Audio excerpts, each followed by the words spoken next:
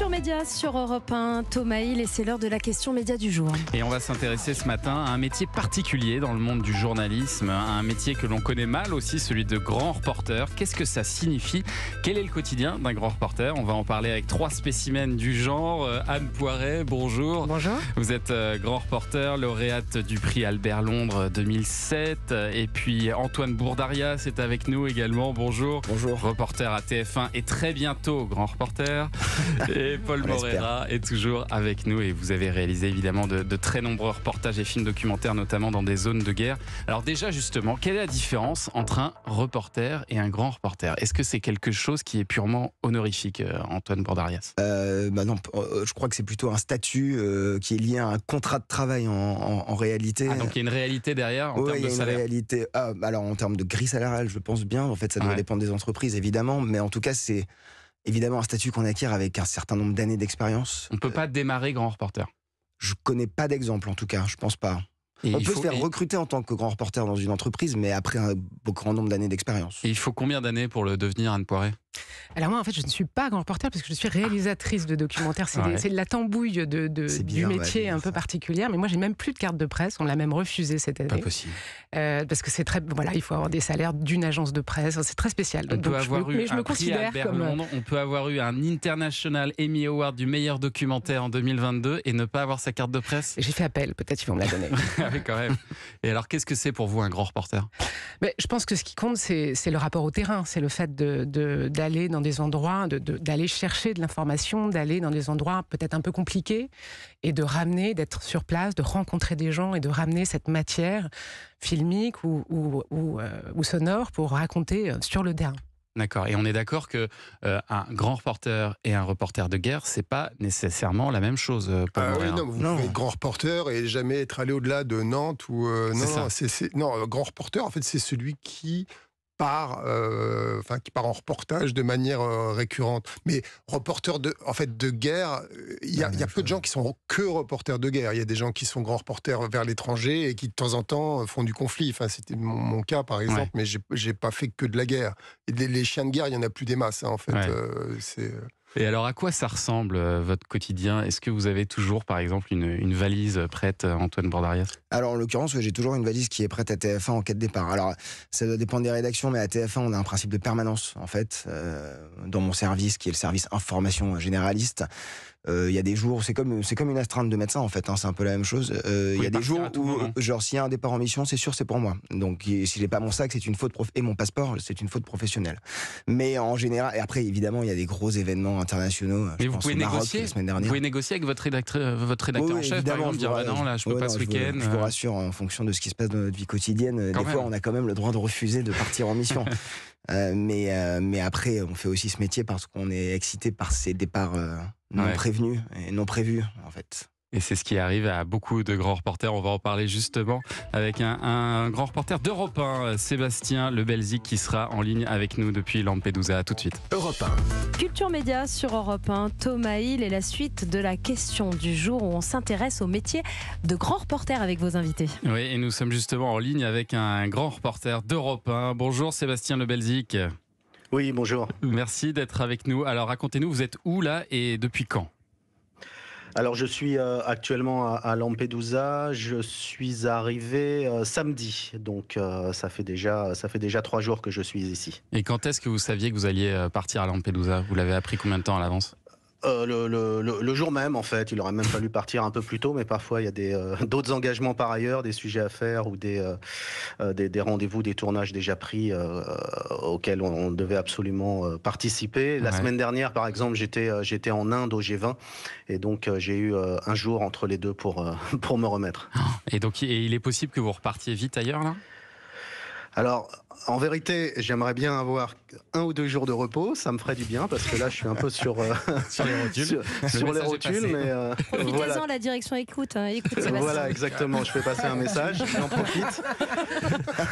Non, mais ça montre. Mais après, c'est l'actualité qui décide, on ne peut pas savoir ce qui va se passer demain. Je dois rentrer demain à Paris, normalement, donc on verra. Ça montre à quel point on ne maîtrise pas du tout son agenda et donc un peu sa vie quand on est grand reporter. Vous-même, Sébastien, il y a quelques temps, vous êtes resté en Chine beaucoup plus longtemps que prévu, je crois. Oui, effectivement. Alors moi, ce qui m'a amené en fait à ce terrain du grand reportage, c'est l'actualité internationale en fait. J'ai toujours fait ça. Ça fait 30 ans que je suis journaliste et j'ai dû passer 20 ans en tout à l'étranger comme correspondant ou dans le cadre comme grand reporter.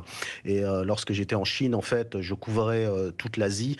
Donc c'est effectivement un travail de grand reporter au quotidien puisqu'on est sans cesse en déplacement. C'est gigantesque. Et puis c'est vrai, je me suis retrouvé coincé pendant cette période du Covid. Donc là, j'étais un grand reporter souvent en confinement, ce qui est assez paradoxal, mais ce qui demande aussi une certaine capacité d'adaptation, parce qu'en Chine, vraiment, le journalisme, c'est aussi un sport de combat. Ah oui, oui. Et on imagine aussi la difficulté quand on débarque comme ça, Antoine Bourdarias, dans des endroits que vous ne connaissez parfois absolument pas. La plupart du temps, c'est ça. Ouais. Et donc là, comment ça fonctionne? C'est des locaux, c'est des fixeurs, c'est ça, qui vont vous aider à comprendre et à vous diriger? Quand on arrive dans des pays, en tout cas, où on parle pas une langue, on parle pas la langue, c'est sûr que déjà, on a besoin de quelqu'un pour nous traduire soit les interviews, soit écouter les médias locaux pour trouver des idées de reportage. Et dans ces cas-là, en effet, on fait appel à des fixeurs, en effet, qu'on rémunère à la journée et qui sont un peu en même temps nos traducteurs, nos aides de camp, notre GPS qui va savoir à quel hôtel on va pouvoir dormir. Je pense à des terrains compliqués comme les catastrophes naturelles où on ne sait pas qu'est-ce qui fonctionne, quelle route on peut emprunter. Et en effet, on fait appel à ces fixeurs. Et quand on est sur des terrains comme, je sais pas, vous êtes allé en Ukraine par exemple? Ouais, je suis allé 3 fois, surtout au début de la guerre. Là, c'est vrai que le danger, il peut venir d'un peu partout. Donc j'imagine qu'il y a en permanence une balance entre le risque que vous prenez et l'importance de l'info que vous pouvez délivrer. Ça doit être compliqué d'arbitrer ça parfois. C'est une communication constante avec la rédaction, heureusement. On n'est pas tout seul, on est sur le terrain déjà. Moi, je travaille pour TF1, on est 3 en général de Paris à partir sur le terrain, plus le fixeur. Donc on est une équipe de 4, donc déjà c'est une communication constante entre nous. Est-ce que tu le sens? Est-ce que tu le sens pas? Ça aide quand même à mesurer les risques, à prendre du recul. Et accessoirement, on ne va pas à moins de 20 km de la ligne de front sans l'accord de notre rédaction en chef. Ouais. C'est une communication constante avec Paris. Vous n'avez pas ce partage, Anne Poiret, parce que vous travaillez seul, hein, c'est ça, si j'ai bien compris. Et donc, non, parce qu'on travaille aussi avec un fixe. Alors effectivement, il y a quand même des chaînes qui commandent, donc il y a un lien hiérarchique et de responsabilité aussi. Mais moi, c'est pareil, on travaille avec un chef opérateur sur le terrain et surtout le fixeur. C'est le fixeur qui décide si on va dans un endroit ou pas. Moi, je ne fais pas de terrain de guerre à proprement parler, je viens après, moi, quand justement il n'y a plus de combat et que commence cette période un peu grise, mais où il y a toujours des risques. Et donc effectivement, le dernier mot, c'est toujours le fixeur qui doit l'avoir, parce que c'est lui qui connaît et qui sait. Et c'est comme ça qu'on assesse est-ce qu'on y va, est-ce qu'on n'y va pas. On a reçu une question pour vous sur le répondeur d'Europe 1, écoutez. Bonjour, moi c'est Gabriel de Clermont-Ferrand. Je voulais juste vous dire que j'étais absolument admiratif du travail de reporter. Mais j'avais une question. Après être allé dans les zones de conflit, dans des zones de guerre, avoir vu des choses aussi difficiles soient-elles, comment vivre ça au quotidien? Comment, avec tout ce passé et toutes ces choses affreuses que ces reporters ont pu voir, comment, dans leur vie de famille, dans leur quotidien, ils arrivent à passer outre ou à vivre avec? Si vous voulez faire comme Gabriel, 01 80 20 39 21. Alors, qu'est-ce qu'on peut répondre à cet auditeur, Antoine Bourdarias? Je pense que déjà, c'est propre à chaque personne. On est tous différents par rapport à ces atrocités. Je pense qu'on est tous très différents par rapport à ces atrocités qu'on peut voir sur le terrain. Évidemment, depuis 2 ans, tout a changé pour beaucoup de reporters parce que la guerre en Ukraine a commencé. Et en effet, on a tous été amenés à voir des choses absolument affreuses.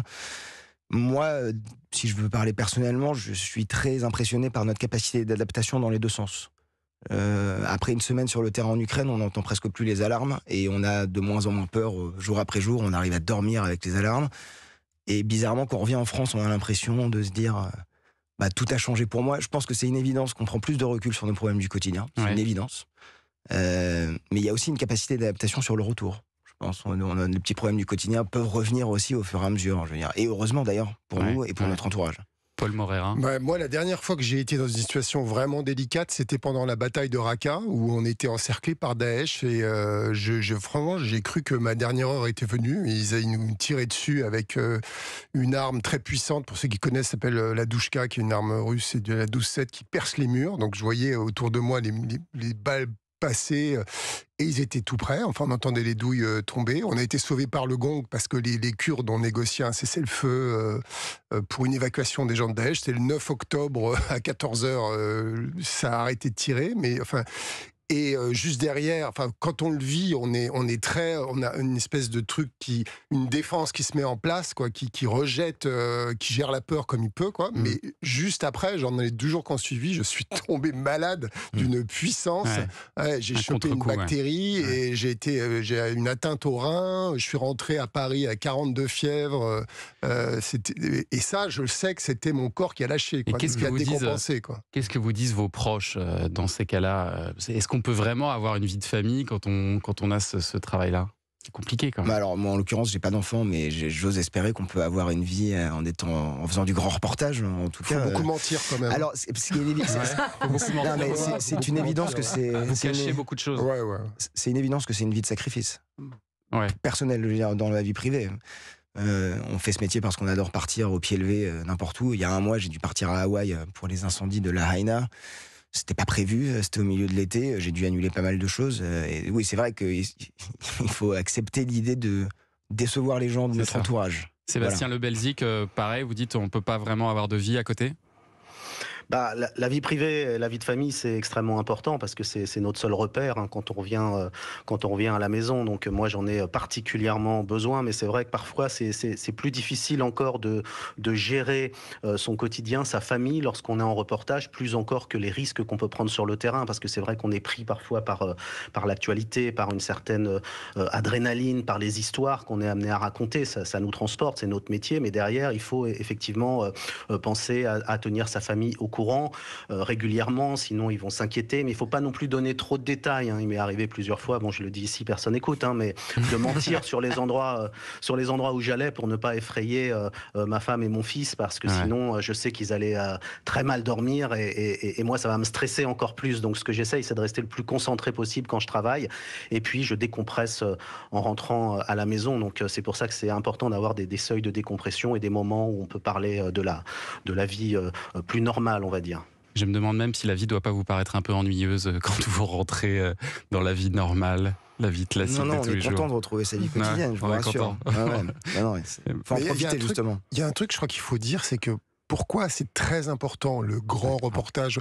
C'est parce que dans ce moment où on se dit mais est-ce qu'un jour les journalistes vont être remplacés par une intelligence artificielle, il y a quelque chose qui ne sera jamais remplacé, c'est de rencontrer les gens dans leur complexité, dans leur profondeur, dans leur humanité. Et ça, c'est vraiment... je veux dire, le jour où on n'a plus ça, on rentrera dans la barbarie, quoi. Voilà, c'est à ça que sert... ChatGPT ne pourra pas faire ça, en effet. C'est à ça que sert votre magnifique travail. Merci à tous d'avoir été là ce matin. Merci à Sébastien Le Belzic qui était en ligne avec nous, Antoine Bourdarias, Anne Poiret et Paul Morera. Merci d'avoir été là ce matin.